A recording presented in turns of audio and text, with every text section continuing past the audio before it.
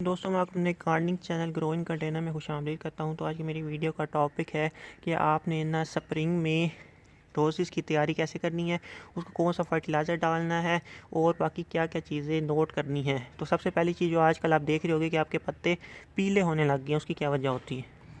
पीले पत्ते होने की मैंने आपको पहले बताया था, बहुत सी वजह होती हैं, लेकिन अगर आपके पत्ते पीले हो रहे हैं, उन पर कोई धब्बे वगैरह नहीं है, तो वो ना कोहरे की वजह से पीले हो रहे हैं, तो उसके लिए डरना नहीं है। वो रोज़ ना अपने आप को ना थोड़ा सा रेस्ट में लेके जाता है। जैसे कोहरा पड़ता है ना, तो फिर जब वो वापस आता है ना, बहुत अच्छा ग्रो करता है। तो सबसे पहली बात ये है कि आपने उससे घबराना नहीं है। अगर पत्ते पीले हो रहे हैं, बिल्कुल येलो के हो रहे हैं, तो फिर नहीं घबराना। अगर उसमें हल्के हल्के ब्लैक स्पॉट पड़ रहे हैं, तो फिर ना उसके ऊपर फंगीसाइड का स्प्रे कर दो, क्योंकि फिर आपके प्लांट को ना फंगस लग रही है।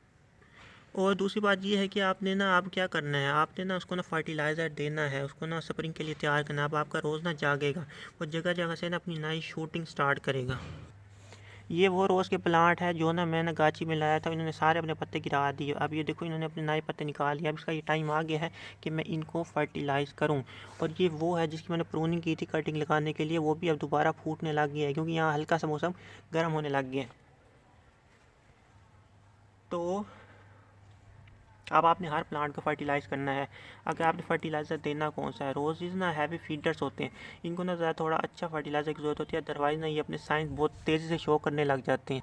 कैसे साइंस शो करने लग जाते हैं कि ना ये अपने पत्ते पीले करने लग जाते हैं बहुत ही जल्दी। तो ना इसी वजह से ना इनको आपको खाद देनी पड़ेगी। अगर आप ना ऑर्गेनिक फर्टिलाइज़र यूज़ करते हो ना, तो इसको बहुत सारी कंपोस्ट दो, ऊपर भी दो, पौधे के ना यहाँ पे दो, किनारों पे दो, ये जो किनारे होते हैं यहाँ पे दो, और ना नीचे भी दो, उसके तले में भी दो। तो फिर जाके वो असर करेगी अगर आप उस पर जाना चाहते हो, ऑर्गेनिक पे। क्योंकि ऑर्गेनिक ना थोड़ा ज़्यादा देना पड़ता है, वो काम ना इस पर असर नहीं करता जल्दी, देर से करता है, देर में फ़ायदा कोई नहीं होता, क्योंकि इसने ब्लूमिंग थोड़े अरसे के लिए करनी होती है। तो इसी वजह से अगर ऑर्गेनिक डालते हो तो नीचे भी डालो और किनारों पे भी डालो, और जितना ज़्यादा डाल सकते हो डालो, इसको कुछ नहीं होगा, ये बहुत पेटू प्लांट होता है। और ना अगर आप ऑर्गेनिक नहीं खाच में पड़ना चाहते कि ना आपको बहुत मेहनत करनी पड़ती है, पहले उसका वो बनाओ, डिकम्पोज करो गोबर को, फिर डालो। और वर्मी कंपोस्ट बहुत ही महंगी है, तो इतने का हमारा रोज़ नहीं होता जितने के हमारे फर्टिलाइज़र आ जाते हैं। तो इसी वजह से मैं ऑर्गेनिक यूज़ नहीं करता, क्योंकि ना ही तो मेरे पास इतना टाइम है कि मैं ना इतनी देर तक उसकी कंपोस्ट बनाऊँ, और क्योंकि मैंने इतने सारे पौधों को मैनेज करना होता है। तो इस वजह से मैं हमेशा केमिकल की तरफ जाता हूँ। केमिकल से आपको इंस्टेंट रिज़ल्ट मिलता है। इंस्टेंट रिज़ल्ट कैसा होता है कि जैसे ही आप डालोगे ना, अगले ही दिन आपको ना थोड़े थोड़े साइन शो होना शुरू हो जाएंगे, यानी कि आपको पता चल जाएगा पौधे की ग्रोथ से कि मैंने उसमें फर्टिलाइज़र डाला है। वो अपनी हल्की सी ना न्यू शूटिंग स्टार्ट कर देता है एक दिन के बाद ही। ये देखो, ये कितनी सारी अपनी बेसल शूट्स निकाल रहा है। इसने ना अपने ना पहले पत्ते कोहरे की वजह से गिराए, अब ये दोबारा वेकअप हो रहा है, और अब ये अपनी बेसल शूट निकाल है। सिर्फ ये नहीं निकाल रहा, और भी बहुत सारे प्लांट निकाल रही हैं। तो तो मैं आपको ये रिकमेंड करूँगा कि आपने ना इसको केमिकल फर्टिलाइज़र देना है। केमिकल फर्टिलाइज़र कौन सा देना है इस मौसम में, बाहर में आपने सिर्फ डीएपी का यूज़ करना है, और इसके साथ इप्सम सॉल्ट यूज़ कर सकते हो, इसके साथ कैल्शियम अमोनियम नाइट्रेट भी यूज़ कर सकते हो। लेकिन मैं आज सिर्फ डीएपी यूज़ करूँगा, कैल्शियम अमोनियम मैं नेक्स्ट उसमें डालूंगा डोज में, क्योंकि इसको मैग्नीशियम जो कि उसमें होता है इप्सम सॉल्ट में, और ना कैल्शियम की ज़रूरत होती है फ्लावरिंग प्रोड्यूस करने के लिए। तो आपने ये दोनों भी डालने हैं, लेकिन अगर आपका वो नहीं है तो कम से कम डीएपी तो ज़रूर डालना है। डीएपी कैसे डालनी है, डीएपी ना, अगर ये ब्राउन वाली मिल जाए ना तो ज़्यादा अच्छी होती है। वो जो ब्लैक छोटे दाने वाली होती है ना, वो मुझे ज़रा अच्छी नहीं लगती, वो पौधे को जला देती है। तो अगर ना फॉर एग्ज़ाम्पल मैं ये नया पौधा है, तो इसमें मैं कितने डालूँगा, इसमें हल्की सी गिने बगैर इतनी डाल दूँगा। तकरीबन 10 एक दाने हैं 12 इंच के गमले में, 10-12 दाने होंगे। तो बस इसको इतना डालना। अगर 6 इंच का गमला है जैसे कि ये है, ये भी वही न्यू वाले ही हैं, ये देखो ये भी अब फूटना स्टार्ट हो रहे हैं, वीकअप हो रहे हैं।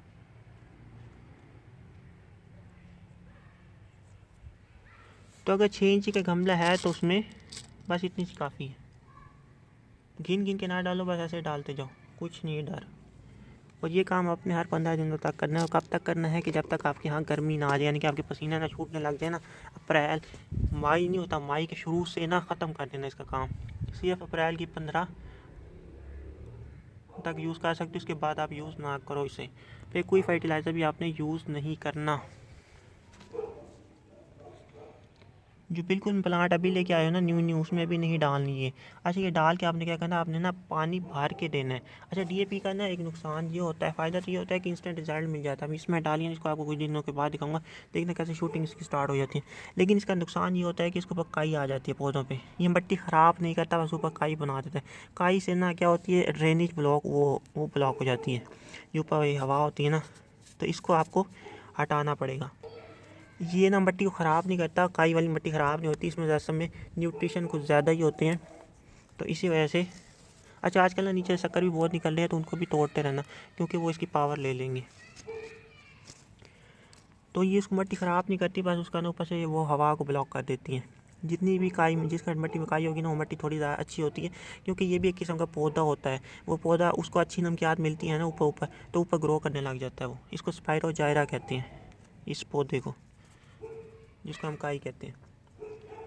अच्छा ये डालने के बाद आपने भर के पानी देना है। डीएपी जो होती है ना, वो इतनी जल्दी घुलती नहीं है, तो आपने क्या करना है, एक दिन डाल के रख देना है, तो अगली दफ़ा मैं आऊँगा तो इसको पानी दूंगा। लेकिन अभी आपको दे के दिखाता हूँ, लेकिन ये घुलेगी नहीं। आपने ना एक दफ़ा पूरा इसको भर देना है। एक दिन अगर छूटा हुआ होगा ना, तो फिर जल्दी घुल जाएगी, मिक्स हो जाएगी अंदर। एक दफ़ा पूरा भर देना, 3 दफ़ा ऐसे आपने फुल भर देना है इसको, ताकि फर्टिलाइज़र नीचे तक जाए। और कुछ भी डरना नहीं है आपने। ये टहनी ग्राफिक पोर्शन की है, तो इसकी कोई घबराने की ज़रूरत नहीं है। तो बस यही काम करो, 15 दिन के बाद डीएपी डालो। और अभी प्रूनिंग अब बिल्कुल भी नहीं करनी, जैसे उनको रहने दो, बस हल्की हल्की ऊपर से ट्रिमिंग कर दिया करो। अब जैसे ये ब्रांच देखो बिल्कुल बहंगम तरीके से ना पर ऊपर चढ़ गई है ये वाली। फिर जब ये फूल निकल जाएंगे तो मैं इसको थोड़ा नीचे से काट दूँगा। अब ये भी देखो अकेली इकलौती खड़ी है, तो इसको भी मैं यहाँ तक काट दूँगा। बस ट्रिमिंग करनी है, अब आपने प्रूनिंग नहीं करनी। तो भाई यही काम करो, इंशाल्लाह आपके रोज़ेस नहीं मरेंगे। इनको खुला रखो, हवा में रखो, धूप में रखो, और अच्छा पानी दो। पानी इसको अच्छा पसंद होता है। और फर्टिलाइज़र इसको ज़रूर दो, अदरवाइज़ ना ये अच्छा ये केमिकल फर्टिलाइज़र डालने के बाद ना इसका आदी हो जाएगा। अगर आप नहीं डालोगे ना, तो ये आपको बार बार पत्ते पीले करके दिखाएगा। इसकी अच्छी आदत ये है कि जैसे इसको खुराक नहीं मिलती ना, ये अपने पत्ते पीले करने लग जाता है, तो ये आदी बन जाता है प्लांट। ये मैं आपको बता दूं, इसका डिसएडवांटेज ये भी है।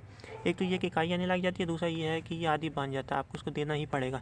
जब रोकोगे ना, तो गर्मी के टाइम पे रोकना है, क्योंकि उस टाइम ये वैसे ही रुका पड़ा होता है। गर्मी में कोई फर्टिलाइज़र भी नहीं देते, ना ऑर्गेनिक ना केमिकल। तो दोबारा ये आपने डोज अक्टूबर से शुरू करनी है। अक्टूबर में सबसे पहले प्रूनिंग करनी है। प्रूनिंग कर इसको सबसे पहले पानी अच्छा देना शुरू करना है अक्टूबर में ना। जब जैसे ही आप अच्छा पानी देना शुरू करोगे ना, तो फिर ना 15 दिनों के बाद ना इसकी ना शूटिंग निकलना शुरू हो जाएगी। फिर जैसे शूटिंग निकलेगी तो इसकी प्रूनिंग कर दो, जितनी करनी है हार्ड प्रूनिंग कर दो। हार्ड नहीं करते, इसकी सेमी हार्ड प्रूनिंग करते हैं, ताकि हार्ड प्रूनिंग से ना इसमें डाई बैक का ख़तरा होता है, क्योंकि हमारे यहाँ मौसम बहुत गर्म होता है। तो सेमी हार्ड प्रूनिंग करके ना, फिर उसके 15 दिनों के बाद, सेमी हार्ड प्रूनिंग करने के 15 दिनों के बाद आपने इसमें फर्टिलाइज़र डालना है। अगर आपने रिपोर्टिंग करनी है, तो आपने रिपोर्टिंग कब करनी है, आपने प्रूनिंग करने से पहले रिपोर्टिंग करनी है। प्रूनिंग करने के बाद रिपोर्टिंग ना करो, क्योंकि प्लांट ना शौक में होता है पहले, तो उसको दो शौक नहीं देने। उसको पहले एक शौक से निकालना है, उसकी रिपोर्टिंग करके 15 दिन छोड़ देना। फिर उस 15 दिनों के बाद जैसे उसकी हल्की सी ग्रोथ स्टार्ट हो, तो फिर उसकी प्रूनिंग करनी है। तो यही थी टिप्स। अगर आपको अच्छी लगी हो तो वीडियो शेयर कर दिया करो, लाइक कर दिया करो, और मेरे चैनल को सब्सक्राइब भी कर दें। Okay, bye.